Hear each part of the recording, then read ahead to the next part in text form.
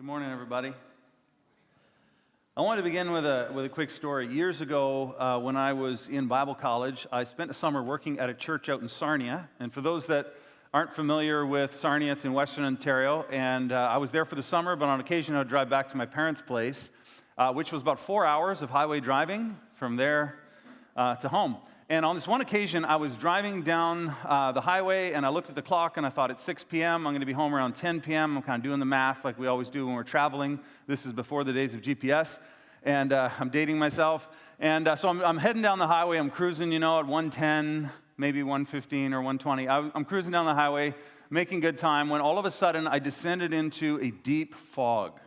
And I'm not talking about it felt like this. Like, have you ever driven on a highway or on a road and you descended into fog and it terrified you because at some point you couldn't see 10 feet in front of your vehicle. I could barely make out the lines. It was so deep and so heavy.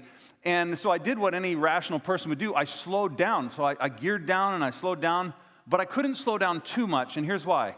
Because all I could picture in my rearview mirror is a semi-truck who chose not to slow down, hitting me from behind. So I'm driving down the highway in this deep fog, and have you ever heard of this phrase, white knuckle driving? And so I'm squeezing the steering wheel, my knuckles are turning white because there's enough blood, and I'm looking into the fog, staring, and after about 30 or 40 minutes of staring into deep fog, high stress, you start seeing stuff. You're like, oh, like a deer, oh, a car, and it's nothing, of course. And so I'm driving, I'm stressed, I'm watching my rearview mirror for trucks coming up behind me. And after about 40 minutes or so, the longest 40 minutes of my life, the fog started to clear. And I cannot tell you how much relief I felt. I could start to see the highway. I could see trees in the distance. I thought, this is it. And I started gearing up and accelerating into the highway. And guess what happened? More fog. Back I go into the deep fog. And then I reemerge and back into the deep fog. It was one of the longest and most strenuous drives of my life. Some of you know what that feels like. The reason why I wanted to begin with that story is because as we enter into this fall season, the last 18 months has felt a lot like that story I just described. All of a sudden, the future's unclear. All of a sudden, what's behind us, what's in front of us, we can't see anybody else. We're in isolation, and we're just holding on for dear life. And then, summer comes along, and there begins to clear, and we start to see people, and it's like, oh, we're going back to normal, and then we're not back to normal. Do you guys know what I'm talking about? That's the way it's felt. And in times like that, when there's lots of uncertainty and fear and anxiety all around us, it's in those times that we begin to ask questions. So for me, as I'm driving down the highway, I start asking myself questions like, what am I doing out here? Why didn't I leave tomorrow morning? Why didn't I leave earlier when it was sunny? Why should I pull over and get a hotel? All these things are rolling through my mind. So I'm not just physically exhausted. I'm now mentally exhausted. And for all of us, it's been a season of fog. It's been a season where the future's uncertain. It's been a season of change, and all of this is going on. And in these seasons, people ask questions. And so it's been really interesting to me, talking to people within our church, people outside the church.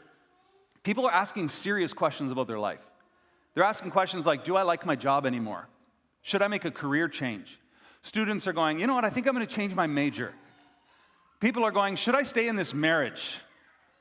And if 18 months of fog doesn't make you think, maybe I should change you know what I'm saying? I mean, people are just wrestling with difficult things. And today I want to wrestle through a question that I think a lot of people are asking in this season. And it's a question you probably aren't expecting any pastor to ask. So, bear with me. But here's the question. The question is this: do you ever feel like Christianity isn't working?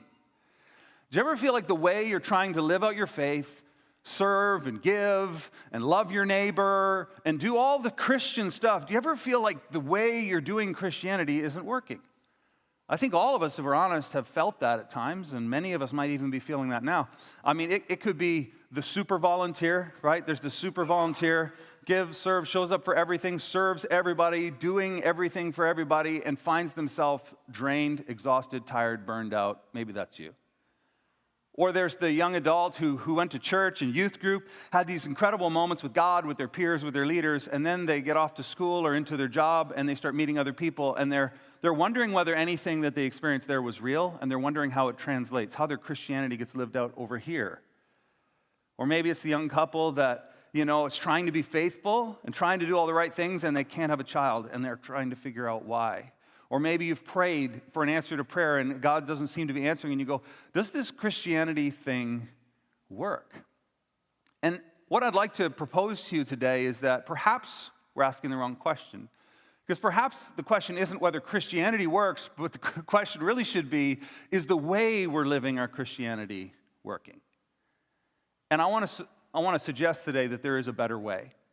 And what I want to do over the next 3 weeks is I want us to consider the way we're living out our Christian faith, and then we're going to compare that with the way that Jesus lived. And I think we're going to find some holes, and I think that we're going to find some room for adjustment. This series called A Better Way actually came from Craig Rochelle in Life Church, and it's a recent series that they've just released. And I've been sort of thinking and praying about what to share in the fall, because normally it's like, volunteer, get in a community group, give, serve, get engaged in the community. That's our normal fall sort of thing as we re-engage. This year, that just didn't feel right. And when I saw this series, I'll give you a bit of the backstory. Craig Rochelle is a pastor and leader of one of the largest churches in North America. And he, this past summer, was in a season of sabbatical, which is a period of rest. So he was away from the ministry, and lots of things happened in his life during that time. And I, too, as many of you know, was on a season of sabbatical. And so the same lessons that he learned, I was learning, and those themes find their way into this message series. So over the next 3 weeks, we want to talk about a better way to do faith, a better way to do Christianity. So as we kick this off, we're going to turn to John 14. So if you have a Bible, you can go ahead and find John 14, get your finger in it. I'm going to give you some context before we look at this passage. And I want to ease into this slowly because in John 13, at the end of the chapter, Jesus turns to his disciples and he says to them, I'm going away, and where I'm going, you can't come. Now, what you have to understand is for 3 or more years, the disciples followed Jesus everywhere. And we talk about somebody being fully engaged in community at our church when they attend on Sunday, when they get in a small group, and when they volunteer somewhere. So that's like maybe 4 to 5 hours a week of like connection. The disciples spent like 160 hours a week with Jesus. They were with him all the time. They saw him get up and eat breakfast. They saw him go to bed at night. They ate meals with him. They walked with him. They saw him handle every situation. And so for them, they were following Jesus. They weren't following a movement. They weren't following a Christian set of doctrines. They were following a person, and his name is Jesus. And for them, the idea of living out their life without him was terrifying. In fact, I wrote this down, that the disciples are troubled at the thought of living without Jesus. And when I thought about this, I thought, wow, how often are we completely satisfied to try to live out our Christianity without him? I've done this. I've literally thought to myself, I got this dad thing. I can do it without him. I wouldn't say that, but I've thought it, which is really funny because I can't. I suck. I thought that was funny, but nobody thought it was funny. I think to myself, I know how to pastor a church. I can lead a community of people, and I'm trying to do it in my own strength. I'm trying to do it through me, through my efforts and strength, and I realize, my goodness, I can't do this without him. The disciples understood this because they had no other idea of any other way they could do it. So they were like, we can't do this without you. They are absolutely panicked, which is why Jesus says this. This is his opening remarks to them after he says he's leaving. Let not your hearts be troubled. And let's stop there because there is a lot of people right now with troubled hearts. A troubled heart is when there's a storm brewing on the inside. Everything outside looks good. How you doing? Great. And inside there's a storm. There's anger, there's frustration, there's fear, there's anxiety, and it's just kind of bubbling over inside, and they're trying to contain it. And this is what the disciples are feeling. Jesus says, let not your hearts be troubled, which, by the way, is not helpful. To tell somebody when they're troubled not to be troubled is not helpful. Have you ever done this to somebody? One day, I was really mad. I was worked up with something, and one of my kids said, Dad, chill out. And I thought, I'll chill out. I'll chill you out. Telling somebody when they're scared, don't be scared. See, I'll tell you all my bad dad moves. One of my kids comes in the room, I'm scared, Dad, I'm scared. It's like, well, don't be scared. There's no monsters in your closet. And they're like, what? I never said anything about a monster in a closet. It was like, I should let your mom handle this. Telling someone not to be scared when they're scared doesn't help. Telling someone don't be anxious and stressed because you're anxious and stressed doesn't help. Telling somebody not to be troubled when their heart is troubled, it just really doesn't help. There has to be more to it than that. And thankfully there is. Here's what he says next. Let not your hearts be troubled, but believe in God, believe also in me. Jesus says, I'm going to tell you why you can have a calm and peaceful heart in the midst of crazy situation. And it's because God is with you. because you believe in a God, a Father who's watching out and protecting you and loving you. And he says, believe also in me. The way we know who God is by looking at Jesus. And so Jesus is like, you've got to believe in God and you have to believe in me. And those two together, if you have that, then you can have not a troubled heart. Do you understand? There's this incredible story in the New Testament. I'm going to ramble a little bit, but this is important. Where Jesus and his disciples are heading across the Sea of Galilee in a boat, probably a small fishing vessel. And you probably know the story. Jesus decides to take a nap. And the disciples, who many of them were fishermen, they knew the sea, they knew boating, they were experts. And they're going across the sea, and out of nowhere, this huge storm surge comes in, and they're in the middle of the lake. And the disciples are freaking out. Have you ever freaked out? They're looking at the storm, looking at the wind and the waves, and they're like, we're all going to die. That was their assessment of the situation. And they literally wake Jesus up. He's asleep on a pillow. I love the detail that the New Testament adds. It's like Jesus is asleep he's like fluffed his pillow. He's sleeping, the boat's going like this, and there's water crashing over the sides, and he's asleep. And they wake him up, and they're like, Jesus, how can you be asleep in a moment like this? And he's like, in a moment like what? He didn't say that. That's my paraphrase. Jesus is like, what? They're like, don't you see we're all going to die? And he says, you've little faith. Jesus had so much peace in his heart. He was so calm on the inside that nothing that was happening around him rattled him. He's just like, and he literally speaks to the wind and the waves, and the actual outside environment begins to line up with the environment of his heart. This is just, he's God, obviously, but you understand, the disciples couldn't figure out how this could be possible. Their hearts were troubled. They were stirred. And I'm telling you, this is what we do. Years ago, I worked in a window company when I was about 20 years old. And what I used to do, this was sort of a niche sort of window thing. We used to bend windows. So you would take the vinyl, the plastic material that you'd make a window out of, and you would submerge it in a boiling, oily liquid. And once the material was really hot, you could shape it. You could make an arch, or you could make curves and all these types of things. And so I was in there with this boiling oil and special gloves and all this stuff, and I had a helper with me who was a new immigrant from Sri Lanka. His English wasn't very good, and he had a tendency to panic. And on this occasion, we each have an end of this like 10-foot long, heavy vinyl extrusion, and we're lowering it into boiling oil, and he drops his side, and I'm like, I got my hands in the oil, I'm getting burnt, I'm trying to lift it out, and he literally panicked and started running in a circle going, what can I do, what can I do, what can I do, what can I do? And I'll never forget that moment, because every time my heart starts to panic, I hear that voice, what can I do, what can I do? Because that's what I'm doing. I'm going, what can I do? What can I do to fix this? What can I do to change this? What can I do to control this? And it's panic. And right now, in this time we're in, I see Christians panicking in a way I've never seen it before. Election coming up, panic. Fourth wave, panic. Vaccinations, vaccination certificates or passports.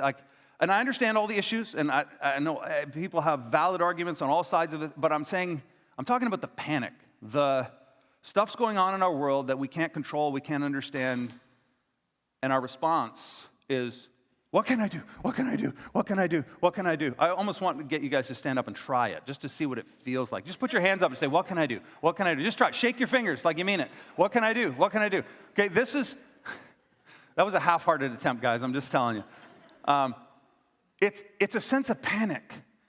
And as I think about how I live my life and how panic happens and how my heart gets troubled in times like these, I'm reminded of the words of Jesus when he says, don't you know that the hairs of your head are numbered? That if God so clothes the lily of the field that is here one day and gone the next, don't you think he'll take care of you? Like, don't you think God has got this? Now, I'm not saying we need to vote, we need to make decisions about all these things that are going on in our world, but we don't have to panic. There is a peace that comes from believing in God and believing in his Son and being connected with him that the world shouldn't be able to explain. It's something remarkable. And so Jesus says to his disciples, go back to the text, he says, let not your hearts be troubled. Believe in God, believe also in me. And then he goes on to say this. He says, in my Father's house are many rooms. If it were not so, would I have told you that I go to prepare a place for you? Jesus is like, I'm going away, that's bad news. But the good news is I'm going to prepare a place for you. That's incredibly encouraging. Like this life, this world is not the end. There's something beyond. And we need to be reminded of that. Here's what else he says. He says this, he says, and if I go to prepare a place for you, I will come again and will take you to myself, that where I am, you may be also. Jesus says the best news of all is that I'm coming back. And when I come back, you get to live with me. See, I didn't understand this. As a kid, someone pulled me aside when I was 5 or 6 and said, did you know there's this place called hell where there's weeping and gnashing of teeth? And the flame never goes out and the worm never dies. And I thought, that's not a place I want to visit. And they said there's also a place called heaven, and there's like streets of gold and pearly gates, and there's like a fruit tree with seasonal fruit that just keeps going in every season. I thought, that's amazing. I want to live there. So I said a prayer. What I didn't understand at that time is that the best thing about heaven isn't streets of gold, pearly gates, no sickness, no sin. That's amazing. But the best part about heaven is God is there. Our Father is there. Our Savior is there, and we get to live with him. We get to be with him. The best part about Christianity isn't that God answers your prayers. It isn't that you are saved and spared from all the troubles of this life. It isn't that, we're better than anyone else. And it's that we get to be his, and we get to be with him forever. Do you understand? There's a huge difference between the Christian life that is lived for God and the Christian life that is lived with God. That's the big idea. It's radically different. He continues. Here's what he says next. He says, I'm going away, you can't come. And then he says, you know the way where I'm going. And to this, Thomas, who was always like, we got any analytical people, they're all like, well, that doesn't make sense. And you're kind of rolling through all the stuff. The numbers are going in your head. He says, you know the way. And Thomas says, no, Lord, we don't even know where you're going. How could we know the way? Like, we don't know your destination, so how could we ever find you and get to where you are? And then Jesus makes this statement, which is so remarkable. He says, I am the way and the truth and the life. No one comes to the Father except me. Jesus says, if you have me, you don't need to know where I'm going. I'll lead you there.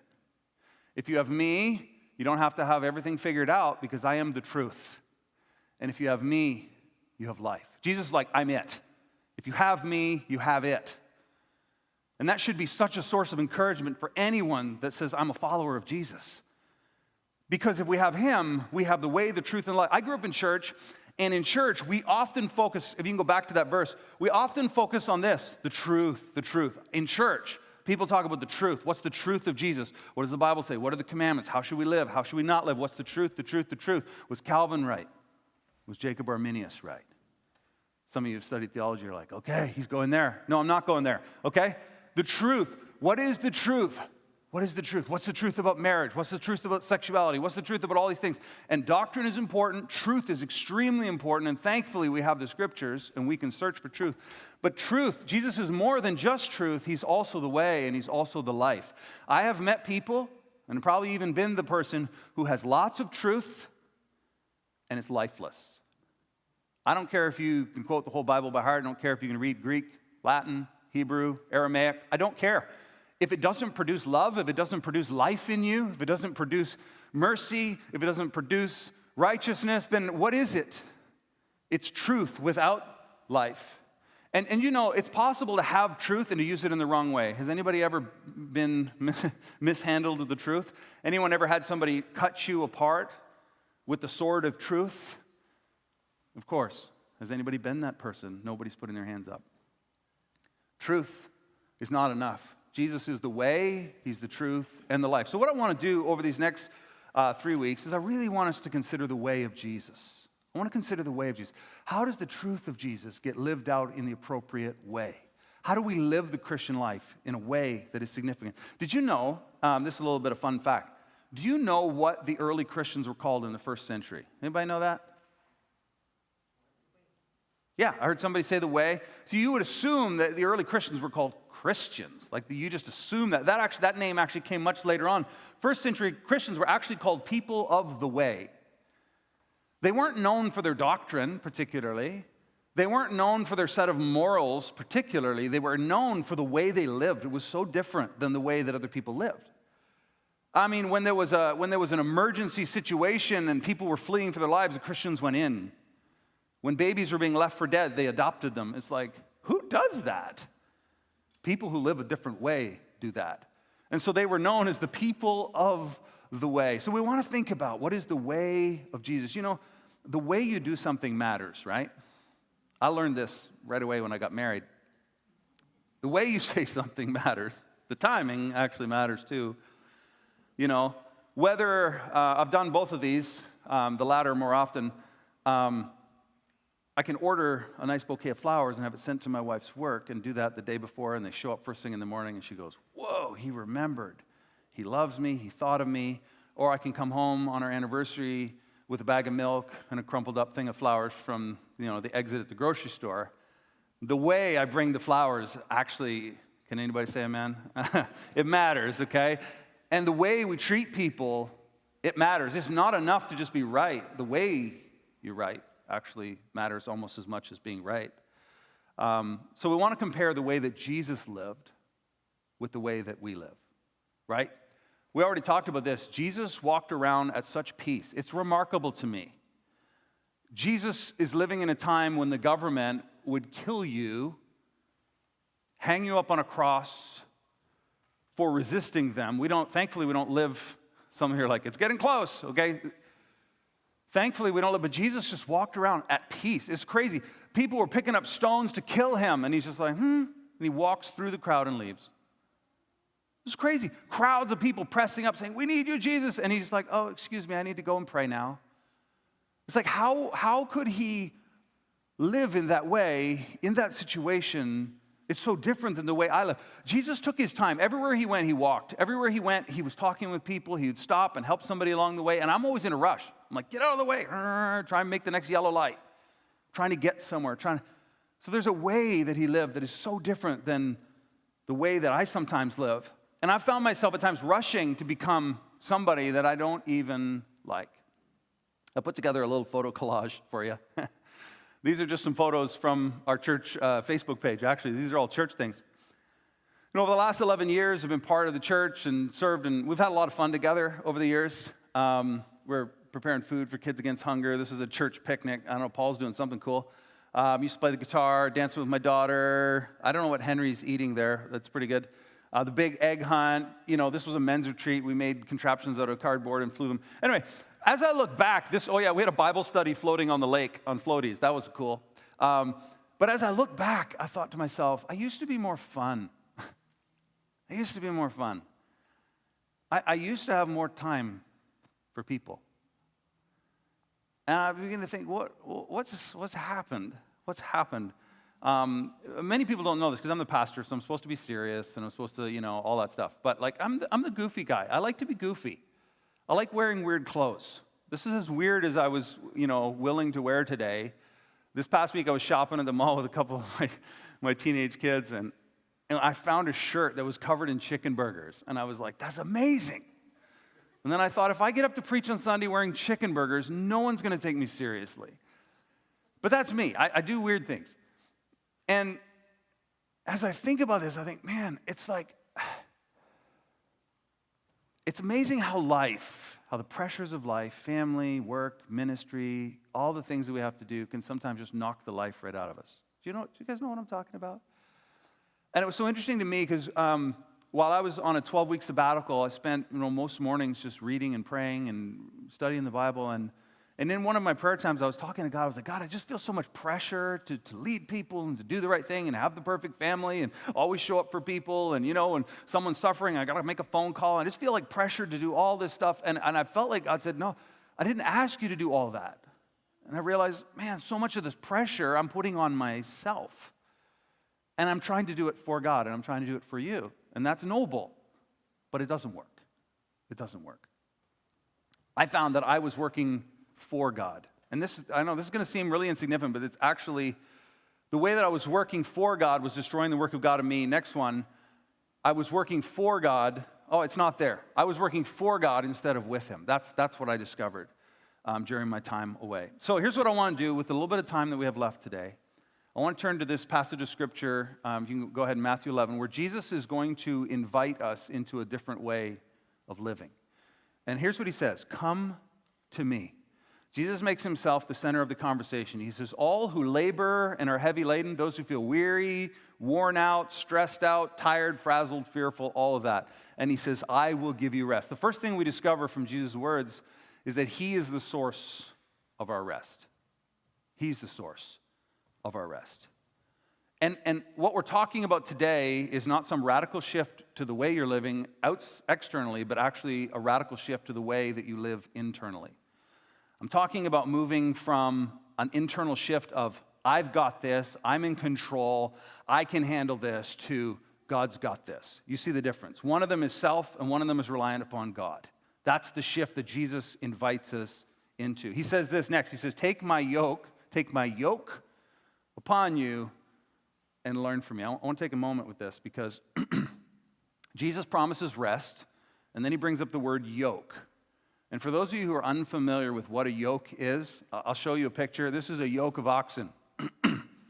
A yoke is a farm tool that allows you to hitch two animals together to harness their power together. It's a way of pairing or teaming up these two animals. And you can hook up oxen, donkeys, horses, whatever you want. This is called a yoke. What's fascinating to me is that Jesus says, come to me and I'll give you rest. And he doesn't say, watch me do it all for you. That's what I'd like to hear Jesus say.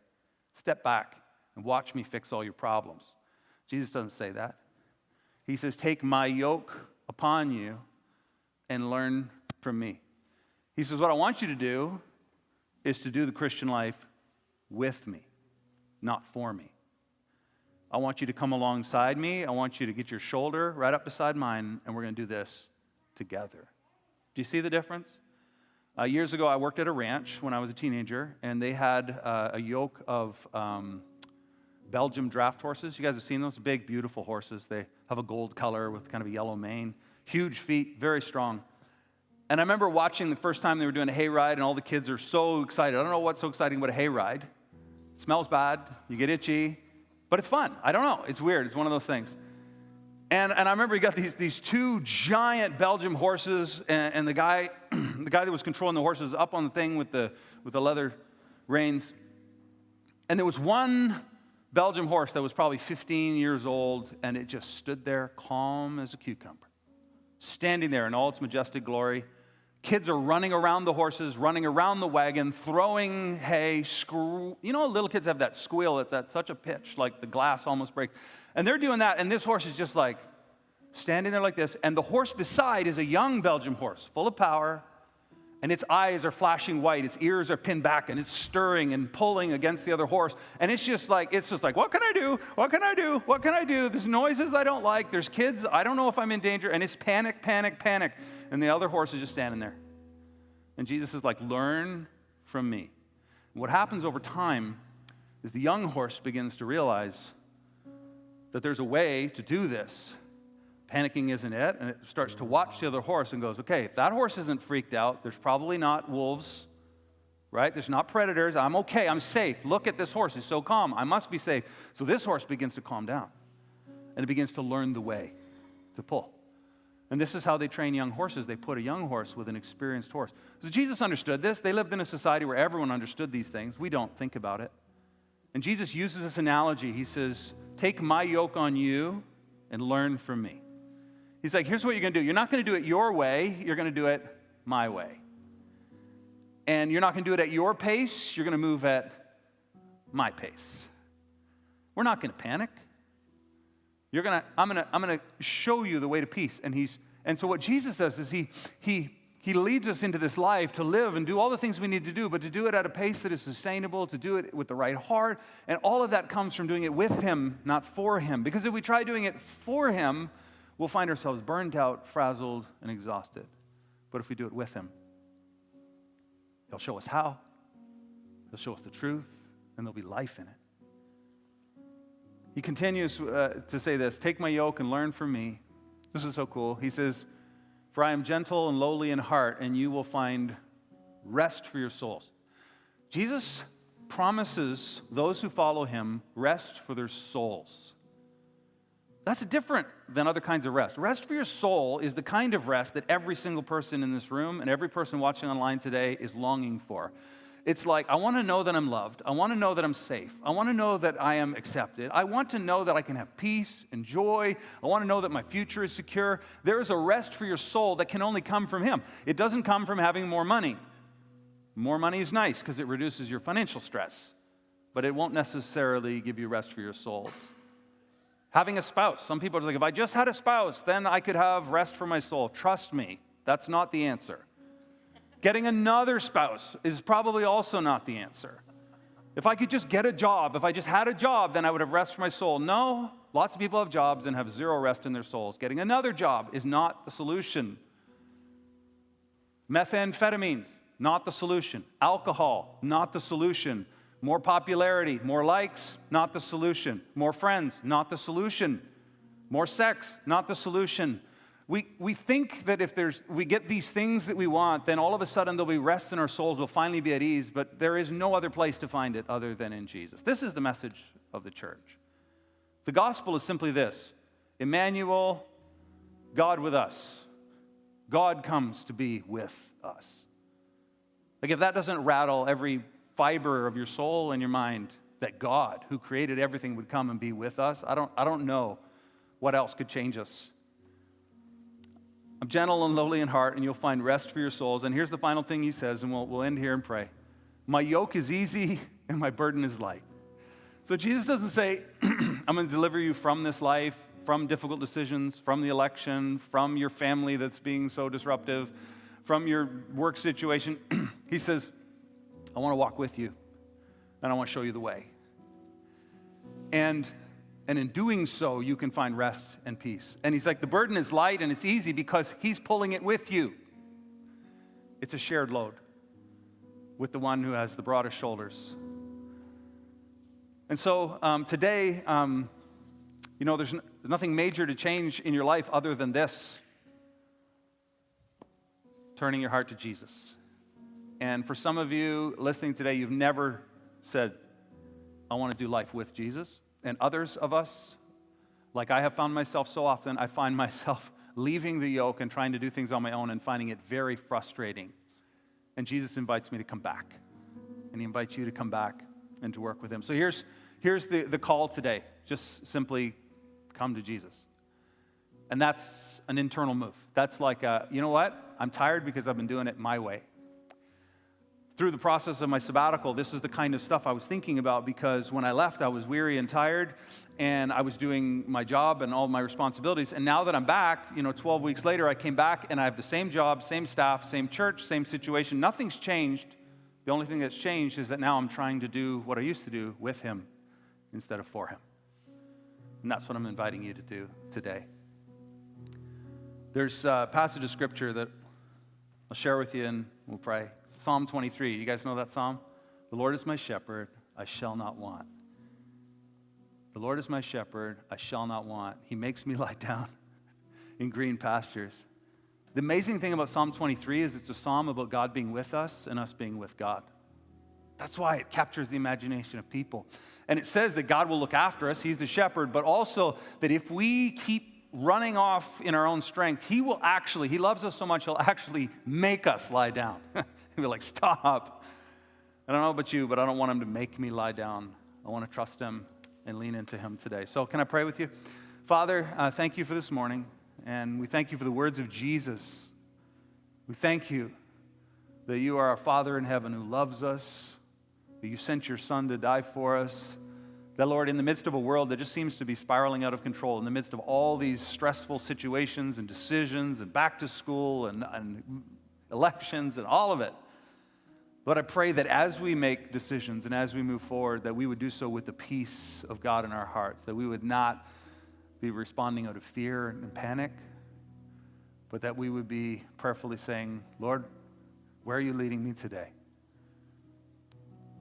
I pray, Father, that today we'd be able to, in some way, get inside that yoke with you, that our focus as we try to live the Christian life is not being more moral, not being better Christians, but in living our life with you. That's my prayer today. In Jesus' name, amen.